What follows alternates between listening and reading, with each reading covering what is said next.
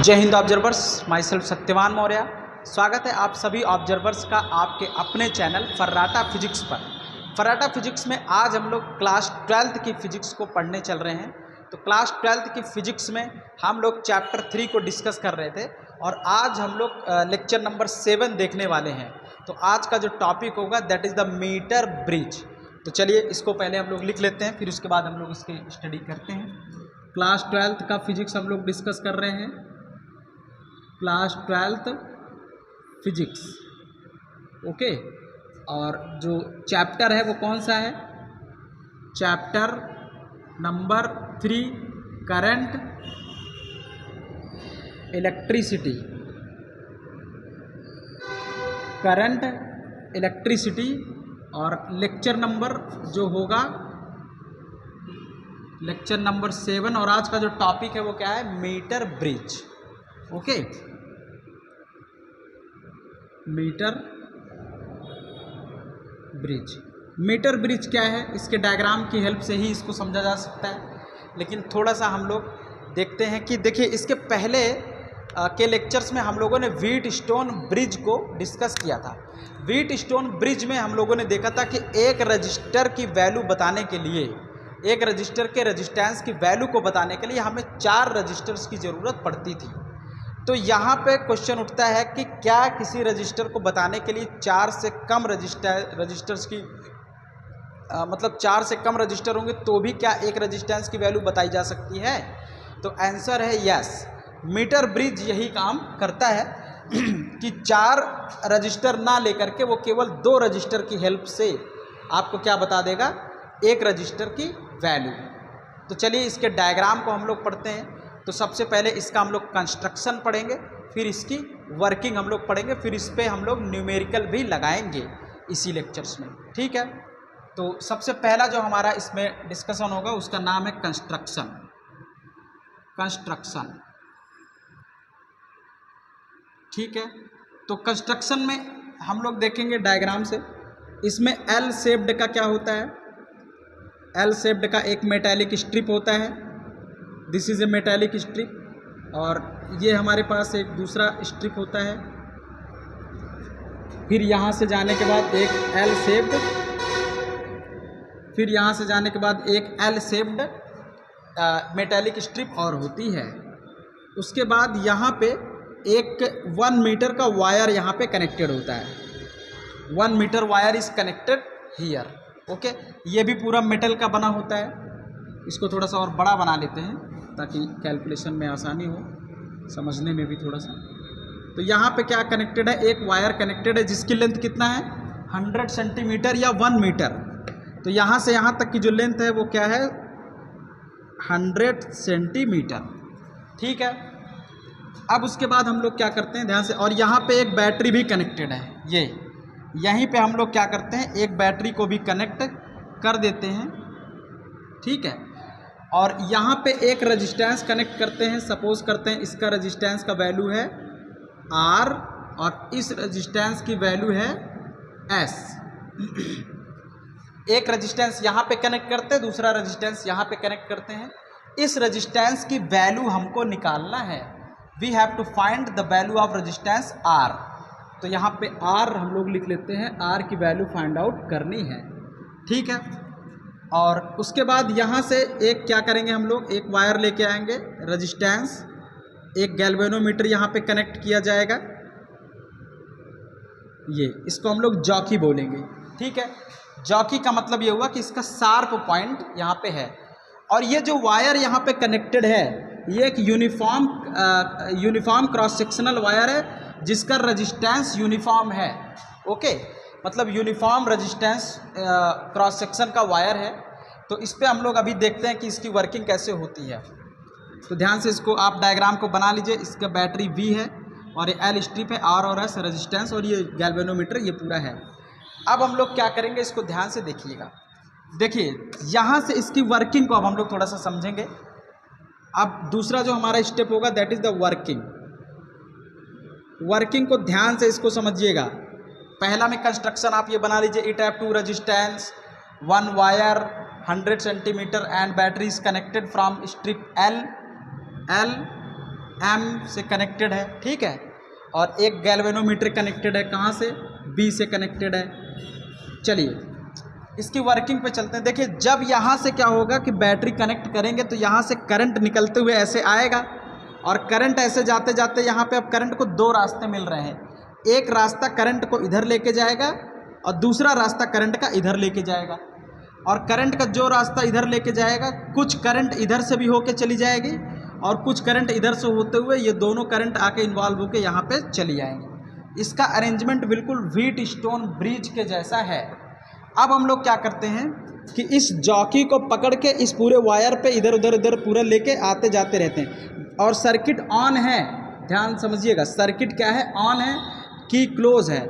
इसका मतलब ये हुआ कि जब हम लोग वायर को यहाँ से यहाँ, ये जॉकी को यहाँ से वायर पे इधर से इधर लेके जाते हैं तो एक फिक्स पोजीशन पर, सपोज करते हैं इसी पोजीशन पर, ये डिस्टेंस यहाँ से कितनी दूर है, L, और ये डिस्टेंस यहाँ से कितनी दूर है, 100 माइनस L।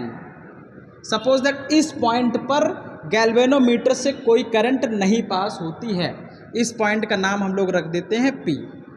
तो जब ये इस पॉइंट से कोई करंट नहीं पास होती है तो इसका मतलब ये कौन सी सिचुएशन हो गई, this is the situation of balanced Wheatstone bridge condition.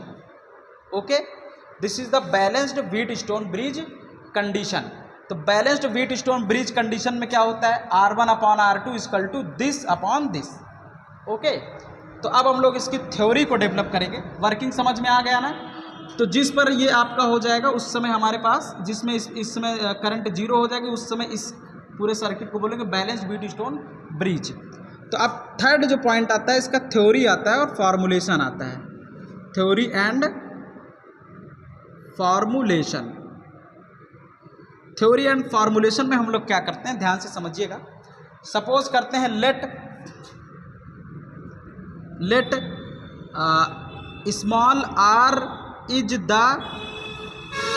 Voltage drop of the wire, कौन सा वायर, ये वाला, of the wire per unit length, या sorry, R is the resistance, voltage drop नहीं होगा, रजिस्टेंस होगा, resistance density, resistance of the wire per unit length, और या फिर इसको हम लोग क्या बोलेंगे, रजिस्टेंस डेंसिटी यूनिफॉर्म, इसको हम लोग R को क्या बोलेंगे, यूनिफॉर्म रेजिस्टेंस डेंसिटी। तो अब सपोज करते हैं एक लेंथ पर जो रेजिस्टेंस होगा वो कितना हो जाएगा, R। अब यहाँ से यहाँ तक टोटल रेजिस्टेंस कितना हो जाएगा, R इंटू L, और यहाँ से यहाँ तक रेजिस्टेंस कितना हो जाएगा, 100 minus L into R। Okay, so for the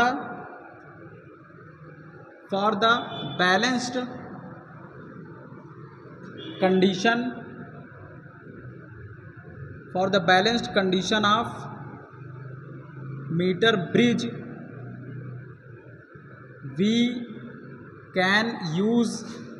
we can use Wheatstone bridge concept. Wheatstone bridge का कॉन्सेप्ट हम लोग यूज कर सकते हैं। तो ये जो आपका यहाँ पे LP है, LP के अप्रॉक्स जो आपका हो जाएगा, so resistance of LP equal to कितना हो जाएगा, R इंटू L। समझ गए, यहाँ की जो रेजिस्टेंस कितना हो जाएगा, R into L। And resistance of PM कितना हो जाएगा, 100 माइनस L इंटू R। ठीक है, सो इसको R1 upon R2 equal to this upon this करते हैं। तो चलिए, सो द कंडीशन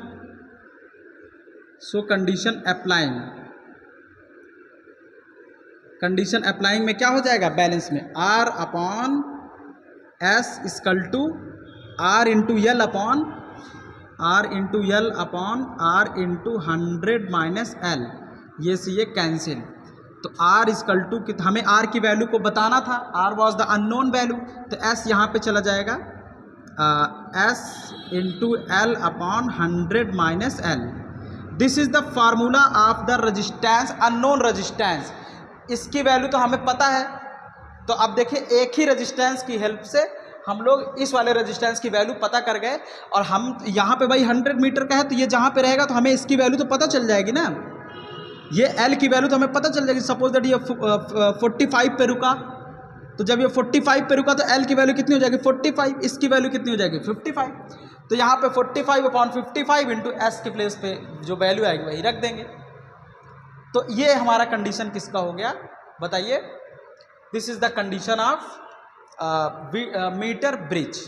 ठीक है, अब दूसरी चीज यहाँ पे आती है, इसमें जो एरर आता है, इसमें जो एरर आएगा रजिस्टेंस में, एरर कब आएगा, जब हमारा लेंथ में एरर आएगा, इस लेंथ के मेजरमेंट में एरर आएगा। तो अगर जैसे इसके लेंथ में एरर आया तो तुरंत रजिस्टेंस में भी क्या आ जाएगा, एरर आने लगेगा। ठीक है, तो ये हमारा फार्मूला था। अब आइए हम लोग इस पर न्यूमेरिकल लगा लेते हैं, कैसे इस क्वेश्चन को हम लोग सॉल्व करेंगे। इसको जल्दी से पूरा नोट कर डालिए, उसके बाद आइए हम लोग इसके न्यूमेरिकल को लगाते हैं। चलिए जल्दी नोट करिए, अब वीडियो रोक के आप लोग नोट कर लीजिएगा, मैं एक बार साइड हो जाता हूँ। ठीक है, चलो अब हम लोग इसको हटा रहे हैं, तो ये फार्मूला हम अभी यहीं रखेंगे, इसको मैं हटा रहा हूँ।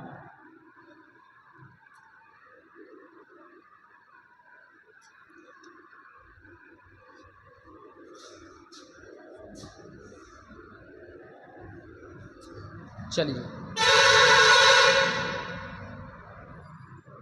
सब नोट कर लीजिए, ठीक है, अच्छे से लिख लीजिए, उसके बाद न्यूमेरिकल देखिए।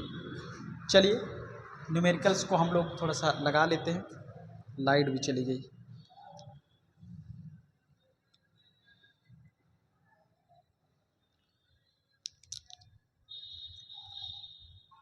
हाँ, क्वेश्चन क्या कह रहा है, क्वेश्चन को एक बार देखिए। कहाँ गया आप,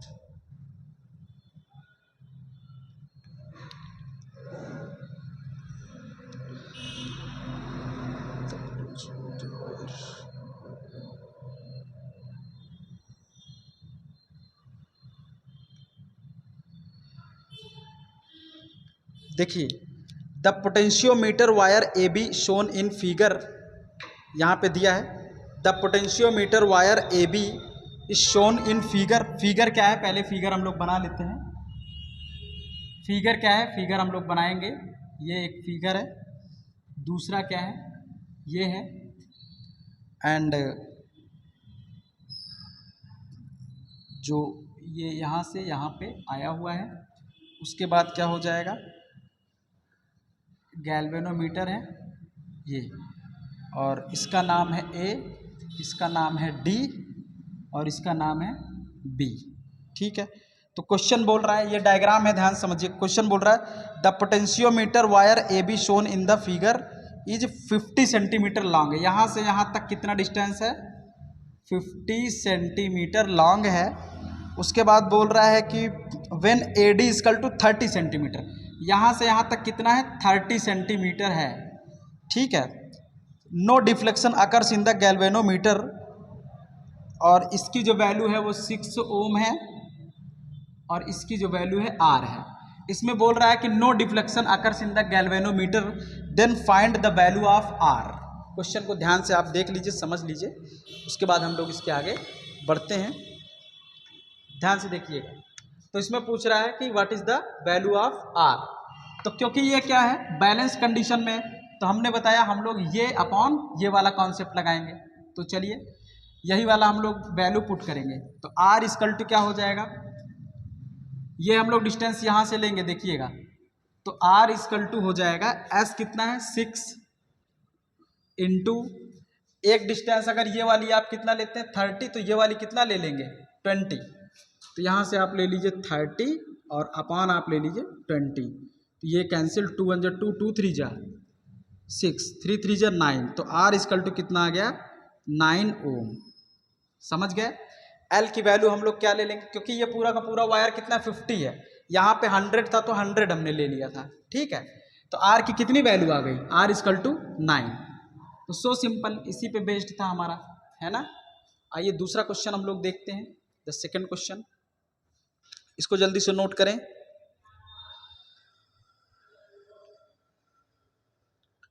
चलिए दूसरा जो क्वेश्चंस है उसके बारे में देखते हैं। दूसरा क्वेश्चन कह रहा है कि the potentiometer wire A B shown in figure is 40 centimetre long.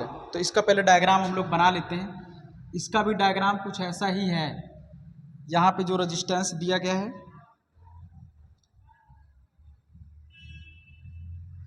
देखो 8 ओम यहाँ पे है, और ये जो रेजिस्टेंस है इसका जो वैल्यू है वो 12 ओम है, और उसके बाद यहाँ से जाके कनेक्टेड है, ठीक है। और ए बी और यहाँ से बैटरी कनेक्टेड है, ये बैटरी कनेक्टेड है, और गैल्वेनोमीटर यहाँ से कनेक्टेड है, ये ठीक है। तो क्वेश्चन क्या कह रहा है, ये डायग्राम है। अब क्वेश्चन क्या कह रहा है इसको थोड़ा सा देखिएगा। The potentiometer wire A B shown in figure is 40 centimetre long. यहाँ से यहाँ तक जो वायर है वो कितना है, 40 सेंटीमीटर। कहाँ से कहाँ तक, यहाँ से यहाँ तक। उसके बाद बोल रहा है where should the free end of the galvanometer be connected on A B so that the galvanometer में शो जीरो डिफ्लेक्शन। अब आपको बताना है कि इस वायर को कहाँ पे रखा जाए कि हमारा ये डिफ्लेक्शन कितना आ जाए, जीरो आ जाए। तो अब जीरो डिफ्लेक्शन के लिए सपोज करते हैं कि यहाँ से सपोज करते हैं कि इसको यहाँ पे लाके यहीं पे हमने रख दिया, और ये डिस्टेंस कितना है x। तो ये डिस्टेंस कितना हो जाएगा 40 माइनस x। तो बैलेंस कंडीशन के लिए क्या होता है 8/12, अभी अभी मैंने बताया r/s मतलब 8/12 equal to x/40 minus x। तो 4 दूनी 8, 4 तिहाई 12। अब इसको इधर मल्टीप्लाई करो तो 2 40 कितना हो जाएगा 80 minus 2x equal to 3x। 2x उधर चला जाएगा और 3x पहले से है, तो 2 और 3 कितना हो जाएगा 5x। 5x इक्वल टू 80, तो x इक्वल टू 16 पंचे 80, x इक्वल टू कितना आ गया 16। तो इसका मतलब यहाँ से 16 सेंटीमीटर पर अगर हम लोग अपने गैल्वेनोमीटर को यहाँ पे प्लेस करें तो इसमें डिफ्लेक्शन कितना आ जाएगा 0। तो x इक्वल टू कितना आ गया 16। तो ये भी देखिए मीटर ब्रिज पे ही क्वेश्चन बेस्ड था, समझ गए। तो इस तरह से क्वेश्चन बहुत इजी होता है, बस हमें समझने की ज़रूरत पड़ती है। बाकी के क्वेश्चंस जब हम लोग क्वेश्चन सीरीज लगाएंगे तो वहाँ पे हम लोग बाकी सारे क्वेश्चंस को डिस्कस करते रहेंगे, तो आप वो सब न्यूमेरिकल्स भी देखते रहिएगा, ठीक है। तो चलिए अब मुझे इजाज़त दीजिए, चलते हैं और मिलेंगे अब आपसे अगले लेक्चर्स में। जाते जाते एक इन्फॉर्मेशन आपको देना चाहते हैं कि आप इस समय फर्राटा फिजिक्स पर लेक्चर देख रहे हैं। फर्राटा फिजिक्स क्लास 11-12 के एकेडमिक लेक्चर्स देता है, और IIT JEE mains and advance के न्यूमेरिकल बेस्ड और बिल्कुल IIT JEE स्टैंडर्ड का हम लोग थ्योरी भी प्रोवाइड करते हैं, न्यूमेरिकल भी सॉल्व करते हैं, साथ ही साथ नीट के क्वेश्चंस भी हम लोग सॉल्व करते हैं, नीट की थ्योरी भी डेवलप करते हैं। तो जो लोग IIT JEE नीट के लिए इंटरेस्टेड हैं या एकेडमिक फिजिक्स पढ़ना चाहते हैं सबसे बेहतरीन लेवल का अपने प्लेटफॉर्म फर्राटा फिजिक्स पर, उन लोगों को आप इन्वाइट कर दीजिए और शेयर कर दीजिए कि वो लोग आके जुड़ जाएँ, ठीक है। तो चलिए अब चलते हैं, मिलेंगे अब आपसे अगले लेक्चर्स में। तब तक के लिए आप खुश रहिए, हंसते रहिए, मुस्कुराते रहिए, पढ़ते रहिए, और हेडेक लेने की ज़रूरत नहीं है। तो thank you for join me, thank you for watching me, thank you for supporting me, thank you.